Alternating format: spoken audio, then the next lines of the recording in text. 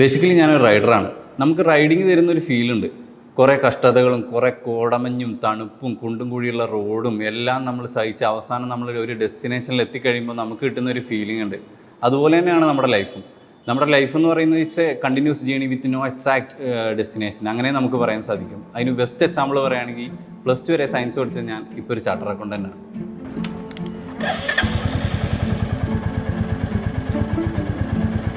I M Joyil Joy, working as a chartered accountant at KPMG Kochi. Science പഠിച്ച ഞാൻ എങ്ങനെയാണ് ഇപ്പോൾ ഒരു ചാർട്ടേഡ് അക്കൗണ്ടൻറ്റ് ആയെന്ന് ചോദിച്ചാൽ 2 കാര്യങ്ങളാണ് എനിക്ക് പറയാനുള്ളത്. ഒന്നാമത്തെ കാര്യം എന്ന് പറഞ്ഞാൽ ഞാൻ 10ാം ക്ലാസ് ഞാൻ പഠിച്ചതൊക്കെ മലപ്പുറത്തായിരുന്നു, നിലമ്പൂർ മലപ്പുറത്തായിരുന്നു പഠിച്ചത്.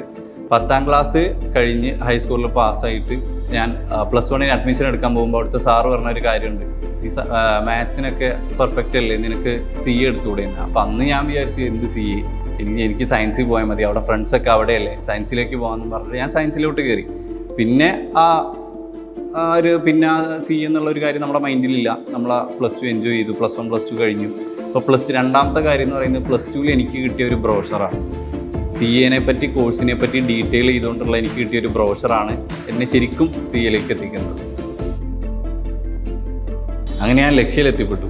പിന്നെ രണ്ടാമത്തെ കൺഫ്യൂഷനായിരുന്നു, എല്ലാവരും പുറത്ത് എൻജോയ് ചെയ്യുമ്പോൾ അല്ലെങ്കിൽ കോളേജിൽ പോയി എൻജോയ് ചെയ്യുമ്പോൾ, എഞ്ചിനീയറിങ്ങിന് പോയി എൻജോയ് ചെയ്യുമ്പോൾ എനിക്ക് എൻജോയ് ചെയ്യാൻ പറ്റില്ലല്ലോ, ഫുൾ ടൈം ഇരുന്ന് പഠിക്കണ്ടേ എന്നുള്ളതായിരുന്നു രണ്ടാമത്തെ കൺഫ്യൂഷൻ.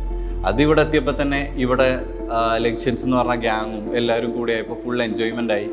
അവസാനം ഒരു സസ്പെൻഷൻ വരെ എത്തിച്ചെടുക്കാൻ എനിക്ക് പറ്റിയിട്ടുണ്ടായിരുന്നു.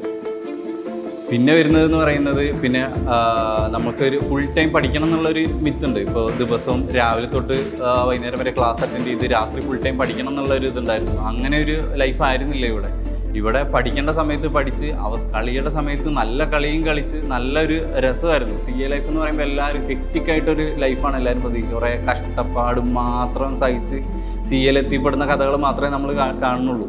കളിയും ചിരിയും ഒക്കെ ഒരു ഭാഗത്തുണ്ടെങ്കിലും കൺസിസ്റ്റൻ്റ് ആയിട്ടുള്ള ലേണിങ്ങും അതിൻ്റെ പുറകിൽ നമ്മളിടുന്നൊരു ഹാർഡ് വർക്കും ഉണ്ടെങ്കിൽ തീർച്ചയായിട്ടും ഫസ്റ്റ് അറ്റംപ്റ്റിൽ നമുക്ക് ക്ലിയർ ചെയ്യാൻ സാധിക്കും. അതാണ് എൻ്റെ എക്സ്പീരിയൻസിൽ നിന്ന് എനിക്ക് മനസ്സിലായിട്ടുള്ളത്. CA ഫൈനൽ എക്സാം എഴുതിയതിന് ശേഷം ഞാൻ ആർട്ടിക്കിൾഷിപ്പ് ചെയ്ത കൊച്ചിയിൽ തന്നെയായിരുന്നു. ആ ഫേമിൽ തന്നെ ഞാൻ ഓഡിറ്റ് മാനേജറായിട്ട് വർക്ക് ചെയ്തുകൊണ്ടിരിക്കുകയായിരുന്നു. അപ്പോൾ അന്ന് രാവിലെയാണ് CA ഫൈനലിൻ്റെ എക്സാം റിസൾട്ട് വരുന്നത്. അപ്പോൾ എനിക്ക് അന്ന് റിസൾട്ട് വന്നു, പാസ്സായി. എന്നെ സംബന്ധിച്ചിടത്തോളം it was a huge deal actually. First അറ്റംപ്റ്റിൽ ക്ലിയർ ചെയ്യുക, പിന്നെ രാവിലെ തൊട്ട് ഉച്ച വരെ നമ്മൾ ജോയി ആയി നിൽക്കുമ്പോൾ ഉച്ച കഴിഞ്ഞിട്ട് CA ജോയി ആയി എന്ന് പറഞ്ഞാൽ ഒരു ഫീൽ ഭയങ്കര ഒരു ഫീൽ തന്നെയാണത്. റിസൾട്ട് അതിന് ശേഷം വിത്തിൻ വീക്ക് തന്നെ കുറേ ഓഫേഴ്സ് വരുന്നു. ബിഗ് 4 എന്നാണെങ്കിലും വേറെ മൾട്ടിനാഷണൽ കമ്പനീസ് ആണെങ്കിലും കുറേ ഓഫേഴ്സ് വന്നു. വിത്തിൻ ഡേയ്സ് തന്നെ ഞാൻ KPMG കൊച്ചിയിൽ with a huge package of 11 lakh plus ഞാനവിടെ ജോയിൻ ചെയ്തു.